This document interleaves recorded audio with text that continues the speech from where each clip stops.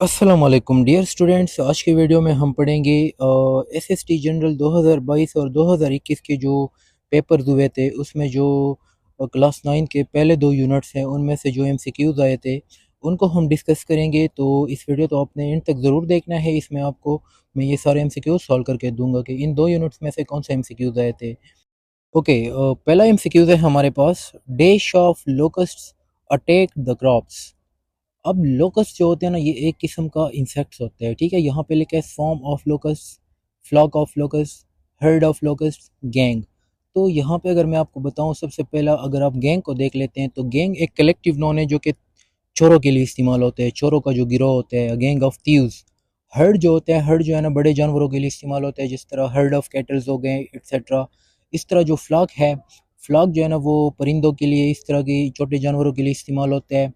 जबकि स्वार्म जो है वो लोकस्ट के लिए इस्तेमाल होते हैं, स्वार्म ऑफ लोकस्ट। तो स्वार्म जो है ना यहाँ पे करेक्ट ऑप्शन है। ठीक है, दूसरा हम देखते हैं, I hope you will enjoy yourself at the reunion party this weekend because I won't be able to be there myself. यहाँ पे जो है ना माई सेल्फ आएगा। ठीक है, यहाँ पे ये माई सेल्फ आएगा। ओके, तीसरा नंबर देखते हैं, choose the correct prefix to complete the sentence. यहाँ पे जो है ना हमने इस सेंटेंस को प्रीफिक्स लगाना है इस वर्ड के साथ। Let us look at this chapter again, we should dash view it before exam. यहाँ पे व्यू से पहले आप कौन सा प्रीफिक्स लगाते हैं? रिव्यू। ठीक है, दोबारा देखना। रिव्यू का मतलब होता है दोबारा देखना। ओके, चौथा एमसीक्यू है हमारे पास, choose the word that has a negative meaning because of its suffix. यानी कोई ऐसा वर्ड बताएं जिसकी जो है ना मीनिंग नेगेटिव हो जाती है सफिक्स की वजह से। यूजफुल जो है इसका मतलब होता है मुफीद, तो इसका तो मीनिंग पॉजिटिव है। होपलेस, होपलेस जो है ना इसका मीनिंग नेगेटिव है। यानी होप जो है ना, होप, ये अगर आप पॉजिटिव बनाते हैं तो होपफुल बन जाएगा। होपलेस का मतलब होता है ना उम्मीद, तो ये एक ऐसा सफिक्स है होपलेस।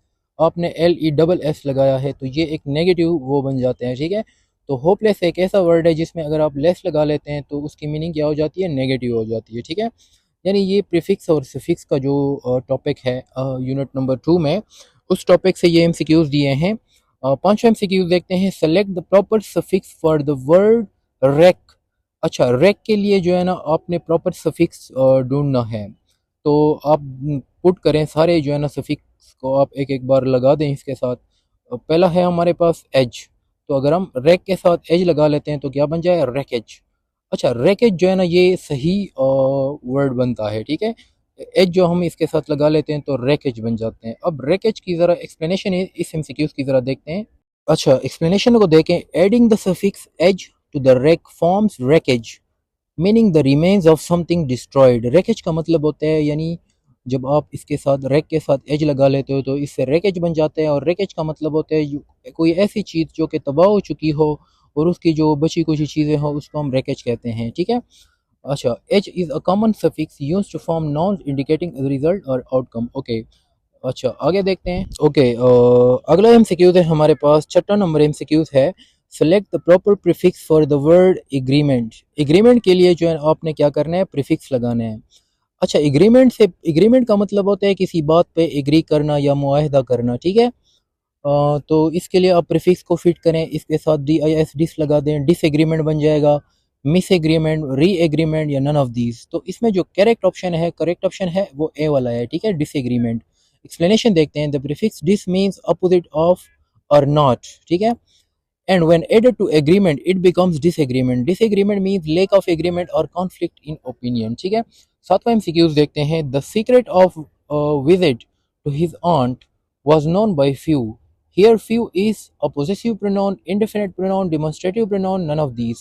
अच्छा, few जो है हमारे पास ये एक indefinite pronoun है। ठीक है, possessive pronoun तो ये नहीं हो सकता, demonstrative pronoun भी नहीं हो सकता, तो indefinite pronoun ये हो सकता है। एक्सप्लेनेशन में ज़रा देखें, few is an indefinite pronoun because it refers to an unspecified number of people. ठीक है, यानी indefinite pronoun किसी ऐसे बंदे की तरफ इशारा करता है जिसकी तादाद हमें मालूम ना हो या जो बंदा हमें मालूम ना हो। ठीक है, okay, indefinite pronouns do not point to any particular person or thing, यानी ये किसी खास शख्स या चीज़ की तरफ इशारा नहीं करता है। कुछ एग्जांपल्स है indefinite pronouns के हमारे पास few हो गया, सम हो गया, मैनी हो गया, सेवरल हो गया, तो ये हमारे पास इंडेफिनेट प्रोनाउंस है।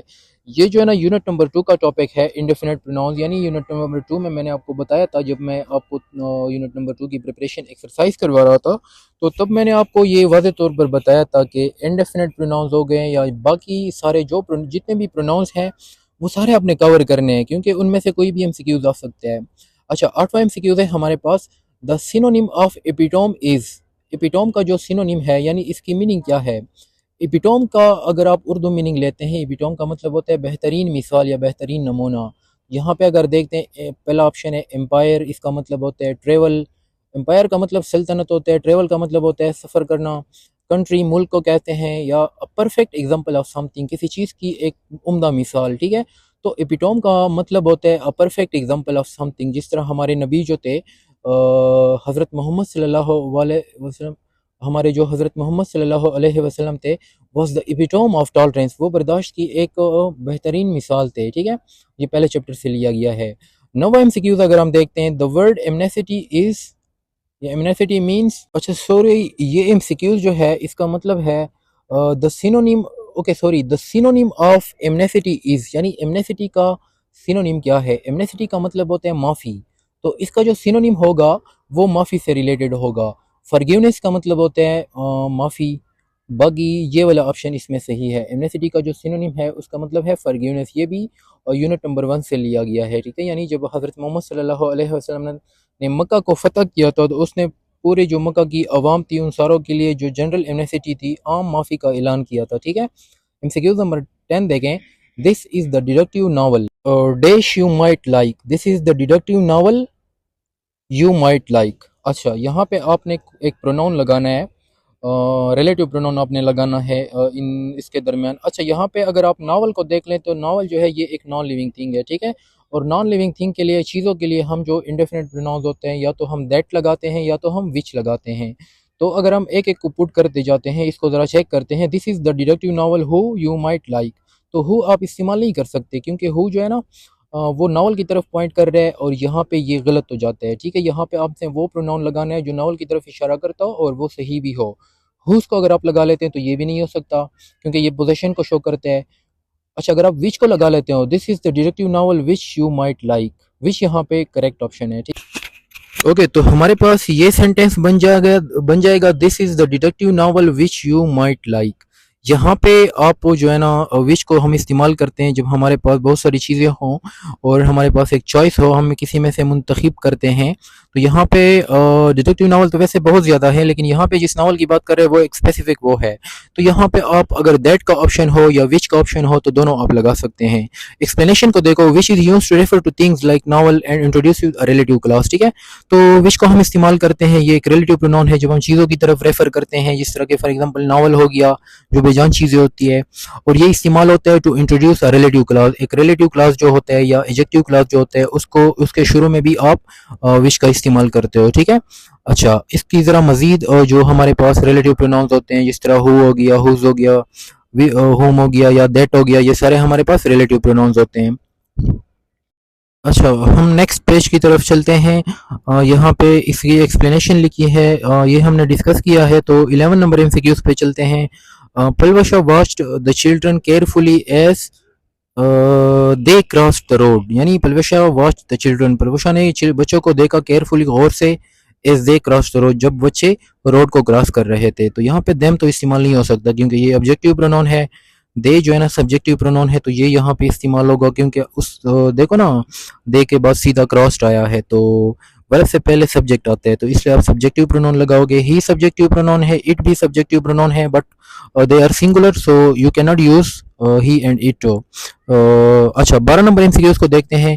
The word success is the example of, success जो है ना वो कौन सा नाउन है, एब्स्ट्रैक्ट नाउन है, कॉमन नाउन है, प्रॉपर नाउन है, या नन ऑफ दीस है।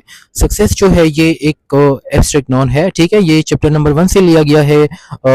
यूनिट नंबर 1 क्लास 9 का जो है उसमें हमारे पास एब्स्ट्रैक्ट नाउन का कॉन्सेप्ट है, तो वो आप जरूर देखें, उसको क्लियर करें। एब्स्ट्रैक्ट नाउन में से भी सवाल आते रहते हैं। अच्छा, अगर एब्स्ट्रैक्ट नोन को हम थोड़ा सा देख लेते हैं तो एब्स्ट्रैक्ट नोन क्या होता है। Success is an example, success is an abstract noun because it refers to a concept और एन आइडिया। ठीक है, सक्सेस एक एब्स्ट्रैक्ट नाउन है क्योंकि ये रेफर करता है किसी जनरल कॉन्सेप्ट या आइडिया को that can not be physically touched और सीन। यानी एब्स्ट्रैक्ट नाउन एक ऐसी चीज़ों के नाम होते हैं, ऐसे आइडियाज या फीलिंग्स के नाम होते हैं और जिनकी दुनिया में कोई फिजिकल एग्जिस्टेंस नहीं होती है। Abstract noun represent feelings, qualities और स्टेट्स। ठीक है, एब्स्ट्रैक्ट नाउन जो है ना फीलिंग्स को रिप्रेजेंट करते हैं, फीलिंग्स के नाम होते हैं, क्वालिटीज के नाम होते हैं, या ये स्टेट्स को रिप्रेजेंट करते हैं, या फिर ये एक्शंस के नाम होते हैं। तो इसमें मैंने एक कंप्लीट वीडियो बनाई है, आप मेरे प्लेलिस्ट मेरे यूट्यूब चैनल के प्लेलिस्ट में जा सकते हो, वहाँ पे नाउन की जो है ना प्लेलिस्ट है, उसमें आप एब्स्ट्रैक्ट नाउन को देख सकते हैं। ओके, हम नेक्स्ट टॉपिक की तरफ चलते हैं। हमारा जो नेक्स्ट टॉपिक है, नेक्स्ट जो एमसीक्यूज है हमारा, अच्छा एमसीक्यूज नंबर 13 है हमारे पास। I was wondering if you would like dash to drink. ठीक है, अब इसमें एक एक पुट कर दे जाए। I was wondering if you would like anyone to drink. Anyone तो बंदा होता है ना, यानी आप कोई चीज लेंगे पीने के लिए, ठीक है। If you would like anywhere to drink, या if you would like something to drink, तो यहाँ पे आप समथिंग लगाएंगे। ठीक है, एक्सप्लेनेशन देखें। The correct word is something because it refers to an unspecified item or drink in this context. Something to drink is the proper expression when offering a drink. ठीक है, तो something to drink आप इस्तेमाल करेंगे। MCQs number 14 देखें। She bought it for herself. Here herself is कौन सा pronoun है? herself जो है ना यहाँ पे रिफ्लेक्सिव प्रोनाउन है, पर्सनल प्रोनाउन है या डिमॉन्स्ट्रेटिव प्रोनाउन है। तो herself जो है ना इसको हम कंपाउंड पर्सनल प्रोनाउन भी कहते हैं, या अगर कंपाउंड पर्सनल प्रोनाउन का ऑप्शन नहीं है तो फिर हम इसको कहते हैं रिफ्लेक्सिव प्रोनाउन। ठीक है, क्योंकि रिफ्लेक्सिव प्रोनाउन की अगर हम थोड़ा सा यहाँ पे मैं इस पे मैंने वीडियो भी बनाई है, तो आप वहाँ पे भी देख सकते हैं प्रोनाउन की टाइप्स में। यहाँ पे भी थोड़ा सा इसको एक्सप्लेन करते हैं। अच्छा, रिफ्लेक्सिव प्रोनाउन यानी वो प्रोनाउन होता है जो वापस रेफर बैक करता है अब सब्जेक्ट की तरफ। यानी कोई कोई ऐसा सेंटेंस है जिसमें सब्जेक्ट और ऑब्जेक्ट एक ही बंदा होता है, तो फिर उसमें ऑब्जेक्ट की जगह पर आप रिफ्लेक्सिव प्रोनाउन इस्तेमाल करते हैं। एक्सप्लेनेशन को देखें जरा। Herself reflects back to the subject she, showing the action done by the subject to herself. यानी कि सब्जेक्ट ने एक्शन किया है और उस एक्शन का जो असर है वो भी उस पे हुआ है। Reflexive pronoun end in self or selves. They are used when the subject and object are the same person. यानी रिफ्लेक्सिव प्रोनाउन उन सेंटेंसेस में इस्तेमाल होते हैं जिन सेंटेंसेस में जो सब्जेक्ट जो होता है जब वो एक्शन करते हैं तो उस एक्शन का जो असर होता है वो भी सब्जेक्ट पे होता है, यानी सब्जेक्ट और ऑब्जेक्ट एक ही बंदा होता है। 15 नंबर एमसीक्यूज देखते हैं। The streets of Peshawar are worse than those of Lahore. Here those is, those यानी कौन सा प्रोनाउन है? रिलेटिव प्रोनाउन है, डिमॉन्स्ट्रेटिव प्रोनाउन है या इंडेफिनिट प्रोनाउन है? यहाँ हमारे पास जो दिस हो गया, दैट हो गया, दीज हो गया, दोज हो गया, ये सारे हमारे पास डिमॉन्स्ट्रेटिव प्रोनाउंस होते हैं। ठीक है, अच्छा 16 नंबर है हमारे पास। Such was not my intention. Here such is, such यहाँ पे क्या है? अच्छा यहाँ पे देखें ना, such was not my intention, तो सच का पूछा गया है कि क्या है? प्रोनाउन है, नाउन है, एडवर्ब है या कोई और चीज है? इसमें से कोई भी नहीं है, तो एडवर्ब तो ये नहीं हो सकता, नाउन भी ये नहीं हो सकता, तो ये क्या है? प्रोनाउन है।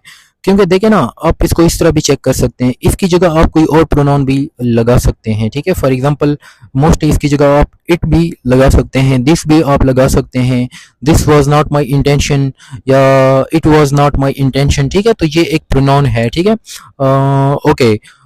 So dear student, that was all about unit 1 and unit 2 of class 9 के जो पहले 2 यूनिट्स थे वो भी मैंने आपको कवर करके दिए हैं, और उससे रिलेटेड एसएसटी जनरल 2021 और 22 में जितने भी एमसीक्यूज आए थे वो सारे मैंने कलेक्ट करके यहाँ पे आपके साथ डिस्कस किए थे। तब तो आज के लिए इतना ही। इंशाल्लाह नेक्स्ट वीडियो में मिलते हैं। नेक्स्ट वीडियो में फिर यूनिट नंबर 3 डिस्कस करेंगे क्लास 9 का, और मैं कोशिश करूंगा कि उसी यूनिट के साथ साथ ही आपके जो एमसीक्यूज आए थे पास्ट एसएसटी जनरल के पिछले पेपर जो हुए थे ईटा के थ्रू, वो भी साथ में डिस्कस करूं। तब तक के लिए आप ख्याल रखिएगा अपना। अल्लाह हाफ़िज़।